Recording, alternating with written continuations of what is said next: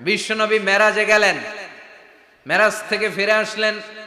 বিশ্বনবী বর্ণনা করলেন, আমি বাইতুল মাকদাস দেখেছি মাঝরাতে, লক্ষাধিক নবীকে নিয়ে নামাজের ইমামতি করেছি, 7 আকাশ দেখেছি, আল্লাহর আরশ দেখেছি, আল্লাহর সাথে কথা বলেছি, আবার ফজরের আগেই মক্কায় ফিরে এসেছি। সবাইকে খাইছে খাইছে, মুহাম্মদের মাথার তার ছিঁড়ে গেছে, নাউজুবিল্লাহ পড়ে। আবু জাহেল, উতবা, সাইবা সবাই মিলে একটা সুযোগ পেল, বলল এতদিন আমরা আবু বকররে বুঝাইতে পারি না, আজকে মুহাম্মদ যে গাঞ্জাখুরি কথা বলে এটা বললে আবু বকররে আমাদের দলে নিয়ে আসা যাবে। সবাই সাইয়েদনা আবু বকরের কাছে যায়, যে বলে আবু বকর জানো নাকি তোমার নবী নতুন কথা আমদানি করেছে? কি বলেছে আমার নবী? তোমার নবী বলে মাঝরাতে বাইতুল মাকদাস গিয়েছে। বাইতুল মাকদাসে তখন দ্রুতগামী ঘোড়া দিয়ে ছুটলেও যেতে লাগে 15 দিন। অ্যাবাউট টার্ন কাম ব্যাক, ফিরে আসতে আরো 15 দিন, মোট কয় দিন? 1 মাস, যেতে আসতে 1 মাস। তোমার নবী মাঝরাতে নাকি বাইতুল মুকাদ্দাসে ইমামতি করছে, 7 আকাশ ঘুরেছে, আল্লাহর আরশ দেখেছে, আল্লাহর সাথে কথা বলেছে, আবার ভোর হওয়ার আগে নাকি মক্কার জমিনে ফিরে এসেছে। আবু বকর বললেন আসলেই কি আমার নবী এই কথা কইছে? সবাই এক বাক্যে বলে হ্যাঁ, তোমার নবী মুহাম্মদ এই কথা বলেছে। আবু বকর দ্ব্যর্থহীন কণ্ঠে ঘোষণা করে দিলেন, আমার নবী যদি এই কথা বলে থাকে, আমার নবী সত্য বলেছে, সত্য বলেছে, তিনি কখনো মিথ্যা বলতে পারে? বিশ্বনবী খুশি হয়ে গেলেন, সাইয়েদনা আবু বকরের জন্য দোয়া করে দিলেন, আর বললেন আবু বকর আনতা লাস্তা আবু বকর ফাকাত, আজকে থেকে তুমি শুধু আবু বকর নও, আজকে থেকে তুমি আবু বকর সিদ্দিক। সিদ্দিক সত্য গ্রহণে, সত্য প্রকাশে, সত্য মানার ক্ষেত্রে আপোষহীন, কোনো আপোষ নাই। চিল্লায় কোন ঠিক কিনা? সে আল্লাহ বললেন ওয়াযকুর ফিল কিতাবি ইব্রাহিম ইন্নাহু কানা সিদ্দিকান নাবিয়্যা। ও নবী, আপনার এই কোরআনের ভেতরে আমার খলিলের নামটা রাখেন, কারণ আমার খলিল যেন তেন কোনো নবী নয়, সাধারণ পয়গম্বর নয়, আমার নবী ইব্রাহিম হলো সিদ্দিক, সত্য প্রকাশে আপোষহীন। এজন্য আল্লাহ খুশি হয়ে ওনার একটা টাইটেল দিলেন, টাইটেলটা হলো খলিল। ওয়াত্তাখাযাল্লাহু ইব্রাহিমা, চিল্লায় বলেন ওয়াত্তাখাযাল্লাহু ইব্রাহিমা, আমি ইব্রাহিমকে খলিল বানিয়েছি। খলিল মানে দোস্ত। খলিল মানে কি? আল্লাহ দুনিয়ার একজনের দোস্ত ডাকে, কি মজার ব্যাপার, কেমন লাগে তার কাছে শুনতে? সুবহানাল্লাহ কইবেন না? ওনারে বানাইলেন খলিল, আর বিশ্বনবীরে বানাইলেন হাবিব। সুবহানাল্লাহ পড়েন। বাপ বেটা সব নিয়ে গেছে। সাইয়েদনা ইব্রাহিম হচ্ছেন বাবা, আর বিশ্বনবী ছেলে। বিশ্বনবীর অনেক উপরের পুরুষ হচ্ছে সাইয়েদনা ইব্রাহিম, তো এটা পরদাদা না, বাবা না? বিশ্বনবী বলতেন আনা দাওয়াতু আবি ইব্রাহিম, আমি নবীরে পেয়ে নাসানাসি করো, আমি তো ইব্রাহিম আলাইহিস সালামের দোয়ার ফসল। উনি যদি মক্কায় দাঁড়িয়ে দোয়া না করতেন, আমার বিশ্বনবীর জন্ম হতো না। সুবহানাল্লাহ পড়েন। এজন্য বাবা হলো খলিল, ছেলে হলো হাবিব। খলিল মানেও বন্ধু, হাবিব মানেও বন্ধু। খলিল মানে এমন বন্ধু যেই বন্ধু আল্লাহরে খুশি করার জন্য কাজ করে, আর হাবিব মানে এমন বন্ধু যারে খুশি করার জন্য আল্লাহ নিজে কাজ করে। কার পাওয়ার বেশি? হাবিবের কয়েক ডিগ্রি বেশি। সুবহানাল্লাহ পড়েন। তার মানে বাপ বেটা, বাবা হলো খলিল, ছেলে হলো হাবিব। এই বাপ বেটার মধ্যে অনেক বিষয়ে মিল আছে না নাই?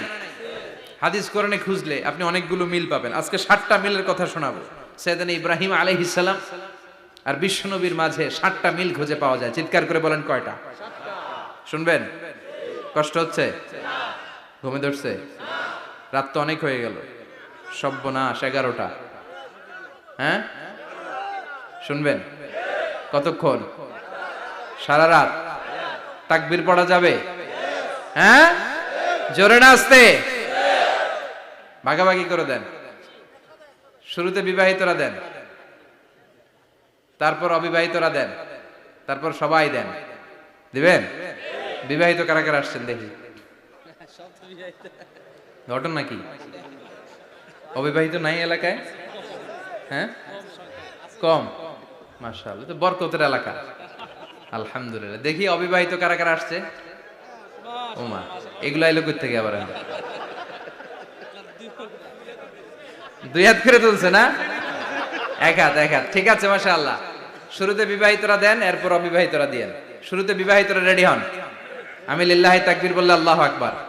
গলা ধার দিতেছে অনেকে। বিবাহিতরা রেডি? দেখবো কাদের পারফরমেন্স কেমন হয়। বিবাহিতরা পড়েন লিল্লাহি তাকবীর। অনেক আওয়াজ, সংখ্যায় বেশি এরা। এবার অবিবাহিতদের পালা। হ্যাঁ, অবিবাহিতরা রেডি? দেখি কি অবস্থা। এবার অবিবাহিতরা দাও লিল্লাহি তাকবীর। মিলে তিনটা পড়েন লিল্লাহি তাকবীর, লিল্লাহি তাকবীর, লিল্লাহি তাকবীর। ঘুমটুম আছে না গেছে? বাপ বেটার মধ্যে কয়টা মিল? চিল্লায় বলতে হবে কয়টা? এক নাম্বার মিল হচ্ছে ফেস কাটিং এ মিল। সুবহানাল্লাহ। সাইয়েদনা ইব্রাহিম আর বিশ্বনবী চেহারা একরকম। বিশ্বনবী যখন মেরাজ রজনীতে আকাশে গেলেন, এক এক আসমানে এক এক নবীর সাথে দেখা, এক আসমানে সাইয়েদনা ইব্রাহিমের সাথে দেখা। মেরাজ শেষ করে যখন সাহাবীদের কাছে বর্ণনা করছেন কোন নবীর চেহারা দেখতে কিরকম, বিশ্বনবী বললেন আম্মা ইব্রাহিম, বুখারীর বর্ণনা, আম্মা ইব্রাহিম ফানজুরু ইলা সাহিবিকুম। আর ইব্রাহিম নবীর চেহারা কেমন জানতে চাও? জানতে হলে আমি বিশ্বনবীর দিকে তাকাও। আমার চেহারা দেখতে যেমন, আমার বাবা সাইয়েদনা ইব্রাহিমের চেহারা প্রায় হুবহু এরকম। তার মানে এক নম্বরে কোন দিকে মিল? চেহারাতে মিল, ফেস কাটিং এ মিল। চিল্লায় কোন ঠিক কিনা? দুই নম্বরে উসওয়ায়ে হাসানা।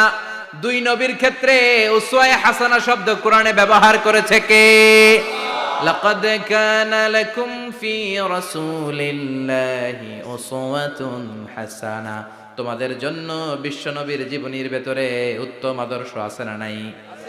আবার ইব্রাহিমের ক্ষেত্রে বললেন কাদ কানাত লাকুম উসওয়াতুন হাসানাতুন ফি ইব্রাহিম। বিশ্বনবীর জীবনীতে যেমনি তোমাদের জন্য আদর্শ, সাইয়েদনা ইব্রাহিমের জীবনীতেও। সুবহানাল্লাহ পড়ে। তার মানে বিশ্বনবীও মডেল, সাইয়েদনা ইব্রাহিমও মডেল। নাকি শাহরুখ খান আমাদের মডেল? ইমরান খান, জর্দা খান, কেউ আমাদের মডেল? নায়ক নায়িকা, গায়ক গায়িকা, ক্রিকেটার, সেলিব্রিটি, ডান্সার একটাও আমাদের মডেল হতে পারে? কোন কবিরা আমাদের মডেল? আমাদের মডেল হলো নবীরা। চিল্লায় বলেন ঠিক কিনা? কবিরা এক একজন এক এক দিকে যায়, এক একজন এক এক কথা বলে। আউলা ঝাউলা চুল নিয়ে চলে, যার মাথা দিয়ে যেটা বেরোয় সেটা বলে। কিন্তু একজন নবী যেটা বলে অন্য নবী বিপরীত বলে না।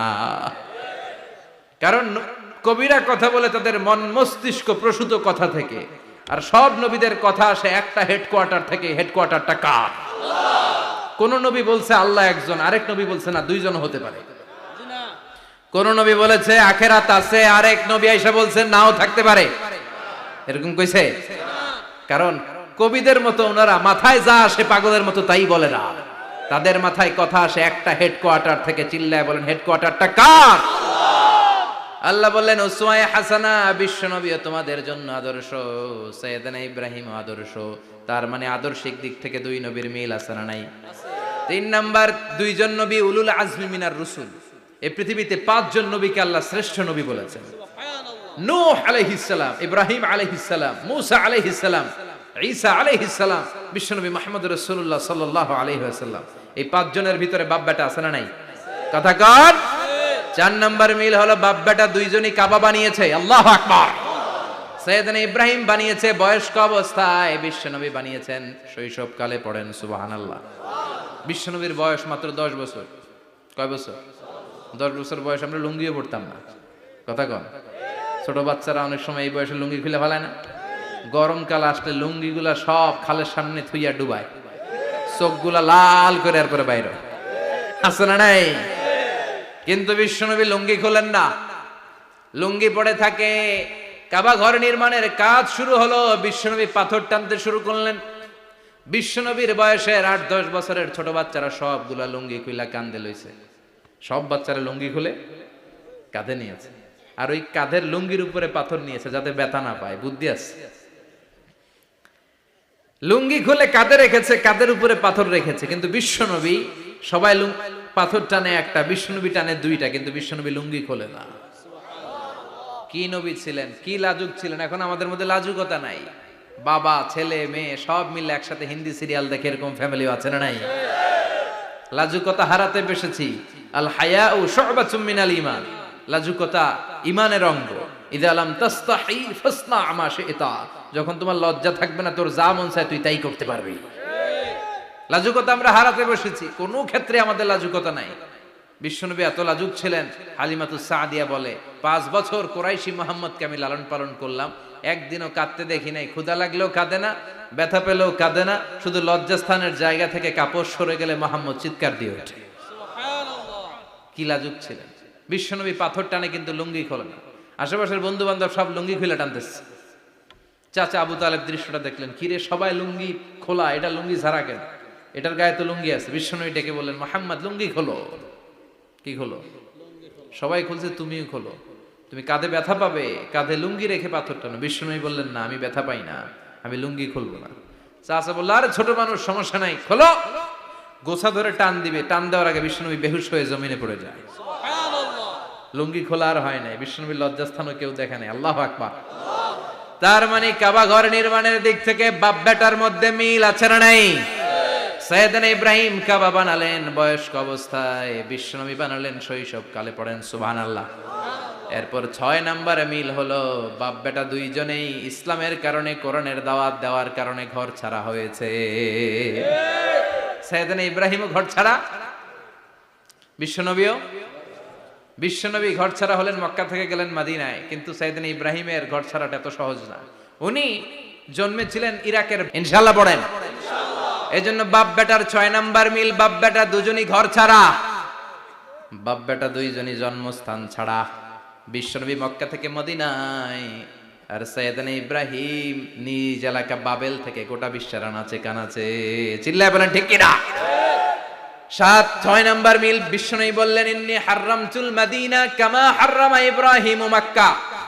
আমি মদিনাকে হারাম ঘোষণা করেছি যেমনি সাইয়েদনা ইব্রাহিম মক্কারে হারাম ঘোষণা করেছে। আপনারা যারা হজ উমরা করেছেন তারা জানবেন, মক্কা মদিনার চারিদিকে একটা বাউন্ডারি আছে, এটার বলে হুদুদুল হারাম। পিলার আছে, ওই পিলারে লেখা হুদুদুল হারাম। কি লেখা? এইখানে মারামারি, ঘুষাঘুষি, কিলাকিলি সব হারাম। খুন করেও যদি, সৌদিতে খুন হয় না, কথা কয় না? সৌদি আরবে ধর্ষণ হয় না? হয়তো কম হয়। খুন হয় না? হয়। কোনো খুনিও যদি এই হুদুদুল হারামের ভিতরে ঢুকে, পুলিশ ওরে মারতে পারবে না। ওরে ভুলায় ভালায় ফুসলায় বাইরে নিয়ে মাইর। হুদুদুল হারামের বাইরে নিয়ে মাইর, ভিতরে মারামারি করা যাবে? তো এই যে হুদুদুল হারামের বাউন্ডারিটা, মদিনারটা দিয়েছেন, ঠিক করে দিয়েছেন বিশ্বনবী, আর মক্কারটা দিয়েছেন সাইয়েদনা ইব্রাহিম। বাপ বেটা মিল আছে না নাই? এরপরে বাপ বেটার মধ্যে 7 নম্বরে মিল হলো, বাপ বেটার একজন হলো সব নবীদের নেতা, আর একজন হলো সব নবীদের পিতা। একজন সব নবীদের নেতা বিশ্বনবী, ঠিক কিনা? আরেকজন সব নবীদের পিতা সাইয়েদনা। এই জন্য আমরা যখন শেষ বৈঠকে নামাজের শেষ বৈঠকে যখন সালাম ফেরার জন্য প্রস্তুতি নেই, তার আগে বাপ বেটা দুইজনের উপরে সালাম আছে না নাই? একটা দুরুদ আছে না নাই?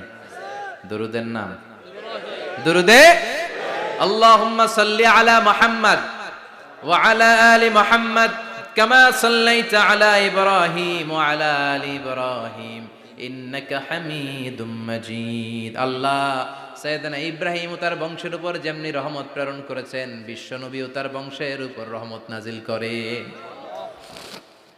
আল্লাহুম্মা বারিক আলা মুহাম্মদ ওয়া আলা আলি মুহাম্মদ কামা বারাকতা আলা ইব্রাহিম ওয়া আলা আলি ইব্রাহিম ইন্নাকা হামিদুম মাজিদ। ও আল্লাহ, সাইয়েদনা ইব্রাহিমের বংশের উপর এবং তার উপর যেমনি বরকত নাজিল করেছেন, বিশ্বনবী ও তার বংশের উপর তেমনি বরকত নাজিল করে। দেখেন, দুইজনের কথাই আছে, বিশ্বনবীর কথাও আছে, সাইয়েদনা ইব্রাহিমের কথাও আছে। এই 7টা দিক থেকে বাপ বেটার মধ্যে মিল রেখেছে কে? আর আল্লাহ বললেন, এই ফ্যামিলিতে আমি কিতাবও দিয়েছি, নবুয়তও দিয়েছি। ওয়াজআলনা ফি যুররিয়াতিহিন নুবুওয়াতা ওয়াল কিতাব। সাইয়েদনা ইব্রাহিমের ফ্যামিলির ভেতরে আমি নবুয়ত দিয়েছি, কিতাব দিয়েছি। এই পৃথিবীতে যত নবীর নাম আপনি বলবেন, সবগুলো সাইয়েদনা ইব্রাহিমের নাতিপুতি। লক্ষাধিক নবী পৃথিবীতে, 5-7 জন ছাড়া। কজন ছাড়া? উপরের 5-7 জন ছাড়া যত নবী আপনি নাম বলতে পারবেন, যাদের নাম জানি কিংবা জানি না, সব সাইয়েদনা ইব্রাহিমের বংশধর, ওনার নাতিপুতি। ওনার আল্লাহ 86 বছর বয়সে দিলেন সাইয়েদনা ইসমাইল আলাইহিস সালামকে। ওনার বয়স যখন 100 তখন দিলেন সাইয়েদনা ইসহাক আলাইহিস সালামকে। তাহলে ওনার প্রথম ছেলের নাম, দ্বিতীয় ছেলে, আওয়াজ করে বলেন প্রথমটা দ্বিতীয়টা ইসহাক। দুর্ভাগ্যজনক হলেও সত্য, ইসমাইলের চেনে কোনো নবী আল্লাহ দেন নাই, কোনো নবী নাই। সব নবী এই চেনে হাজার হাজার লক্ষাধিক নবী খালি ইসহাকের বংশে নামে, এই বংশে কোনো নবী নাই। আর এই বংশের নবীরা প্রজন্মের পর প্রজন্ম একে অপরকে বলে যায়, সব শেষে কিন্তু একজন নবী আসবে, ওইটা হবে শ্রেষ্ঠ নবী, বিশ্ব নবী, ঠিক কি না? একের পর এক নবুয়ত আল্লাহ এই চেনে দিলেন। ইসহাকের চেইনে সাইয়েদনা ইসমাইলের চেইনে কোনো নবী নাই। এত নবী এখানে এসেছে, এরা ভেবেই নিয়েছে ওই যে শেষ নবী যেটা শ্রেষ্ঠ নবী এটাও এখানেই আসবে। কিন্তু আস্তে আস্তে হাজার হাজার লক্ষাধিক নবী আল্লাহ এইখানে পাঠিয়ে সাইয়েদনা ঈসা আলাইহিস সালামের পরে আল্লাহ স্টপ মেরে দিলেন। স্টপ মেরে দিয়ে 570 বছর পরে শ্রেষ্ঠ নবীটারে আল্লাহ এই চেনে পাঠিয়ে দিলেন। এজন্য আমরা হচ্ছি বানি ইসমাইল। আমরা কি? বিশ্বনবী হচ্ছেন বানি ইসমাইল, বিশ্বনবী কি? আর এরা হচ্ছেন বানি Israil. Changing the leadership from বানি ইসরাইল টু বানি ইসমাইল। এজন্য অহংকারকারীদের পরিণাম শুভ হয় না। এরা নবী পেতে পেতে এই প্রজন্ম অহংকারী হয়ে উঠেছিল আর গালি দিচ্ছিল এই চেইনটা আটকুরা চেইন, নবী আসার দিক থেকে এই চেইনে কোনো নবী নাই, সব নবী এই চেইনে আমরা পাই, আর শ্রেষ্ঠ যে নবীটা আসবে সেটাও এই চেইনে আসবে। আল্লাহ কয় না, আমি খেলা উল্টায় দিব, সব নবী এখানে পাঠালেও শেষ নবী আমি এখানে পাঠাবো না। শেষ নবী আল্লাহ তাআলা সাইয়েদনা ইসমাইলের চেইনে পাঠিয়ে দিয়েছেন। চিৎকার করে পড়েন আল্লাহু আকবার। পৃথিবীর সর্বশ্রেষ্ঠ তিনটা ধর্ম, ইহুদিবাদ, খ্রিস্টবাদ আর ইসলাম, এই তিন ধর্মের উৎপত্তি হচ্ছে সাইয়েদনা ইব্রাহিম থেকে। এজন্য এই তিনটা ধর্মকে একসাথে বলে আব্রাহামেটিক ফেইথ, কম্পারেটিভ রিলিজিয়ন। তুলনামূলক ধর্মতত্ত্ব নিয়ে যাদের পড়াশোনা আছে তারা জানবেন এই তিনটা ধর্মই আল্লাহর দেয়া। কিন্তু ইহুদিবাদ আর খ্রিস্টবাদ আল্লাহর দেয়া শরীয়তের উপর চলতে পারে নাই, শুধু চলতে পেরেছে ইসলাম। চিল্লা এখন ঠিক কিনা? এই জন্য প্রতি নামাজে আমরা বলি গায়রিল মাগদুবি আলাইহিম ওয়ালাদ-দাল্লিন। ও আল্লাহ, যারা মাগদুব মানে ইহুদিরা, তাদের পথে আমরা হাঁটতে চাই না। আবার যারা দল্লিন পথভ্রষ্ট খ্রিস্টানদের পথেও আমরা হাঁটতে চাই না। আমরা হাঁটতে চাই ইসলামের পথে, ঠিক কিনা? আমরা যদি হাঁটতে যেয়ে পথ ভুলে যাই, পথ দেখিয়ে দেয় কে? আমি যদি কোনোদিন পথে ভুলে যাই, হাতছানি দিয়ে কাছে নিও, মমতার বন্ধনে আমায় বেঁধে সব ভুল ক্ষমা করে দিও। চিল্লায় পড়েন আমিন। আল্লাহ বললেন ওয়াজআলনা ফি যুররিয়াতিহিন নুবুওয়াতা ওয়াল কিতাব। আমি সাইয়েদনা ইব্রাহিমের বংশের মধ্যে নবুয়ত দিয়েছি, কিতাবও দিয়েছি। সাইয়েদনা ইব্রাহিম আলাইহিস সালামের উপর কিতাব আছে না নাই?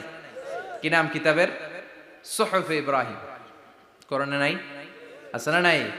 ইন্না হাযা লাফিস সুহুফিল উলা সুহুফি ইব্রাহিম ওয়া মূসা। সুবহানাল্লাহ পড়েন।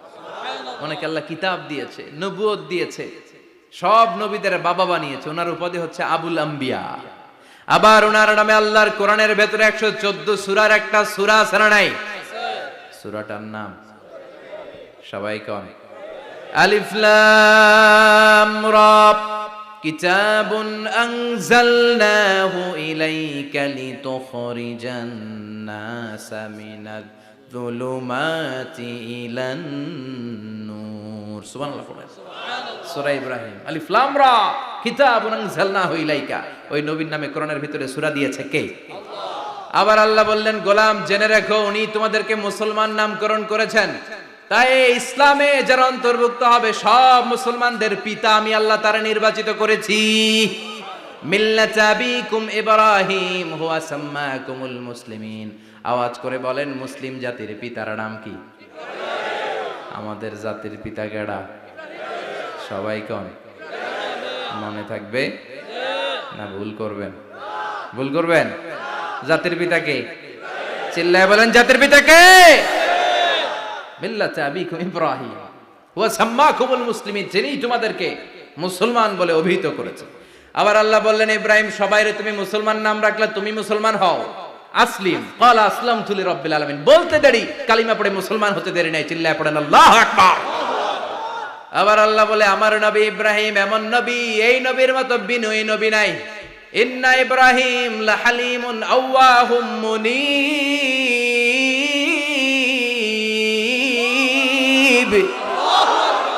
ইন্না ইব্রাহিম লাহালিম আওয়াহ মুনিব। এই নবী সহনশীল নবী, সুবহানাল্লাহ পড়ে। সহনশীলতার কোনো অভাব নাই, যেটার অভাব আমাদের মধ্যে সবচেয়ে বেশি। কথা কন, আমাদের বাংলাদেশিদের মধ্যে সহনশীলতার অভাব আছে না নাই? নিজে যেই দল করি এটাই ভালো, বাকি সব কালা, আছে না নাই? আমি তাবলীগ করি তো আমি ভালো, বাকি সব বাতিল। আমি জামাত ইসলাম করি তো আমি হক, বাকি সব বাতিল। আমি আহলে হাদিস তো আমি সেরা, আমার মতো সেরা কেউ নাই। এরকম অসহনশীল মানসিকতা আছে না নাই?